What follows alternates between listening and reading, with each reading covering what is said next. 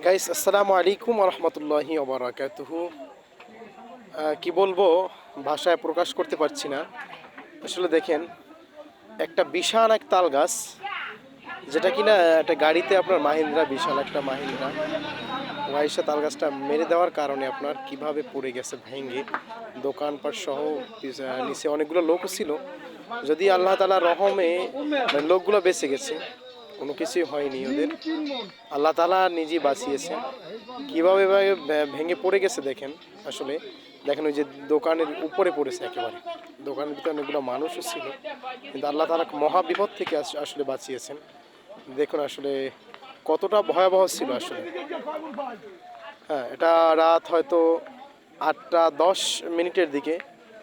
জায়গাটা হলো হরিণবাড়িয়া ব্রিজের পশ্চিম পাড়। হরিণবাড়িয়া ব্রিজের পশ্চিম পাড়, তালতলি যাওয়ার আগ মুহূর্তে একটা জায়গা বাজে, যেটার নাম হচ্ছে হরিণবাড়িয়া ব্রিজ। ব্রিজের এপারে এটা সাইদুল মিয়ার দোকান। তো দেখেন আসলে সেই জায়গাটা, এই হলো তো সেই তাল গাছটা। এই তাল গাছের ওই চিহ্নটা, যে এই সাদা চিহ্নটা দেখা যাচ্ছে, ওখানে মেরে দিয়েছে। মাথা থেকে আপনার ভেঙে ডাইরেক্ট ঘরের উপরে পড়ে গেছে। কেমন অবস্থা! আল্লাহ তাআলা নিজেই বাঁচিয়েছেন। আল্লাহ আল্লাহ আসলেই সর্বশক্তিমান, দয়ালুতা মেহেরবান, যার কারণে এত একটা বিপদ থেকে মানুষগুলো বাঁচিয়েছেন আল্লাহ।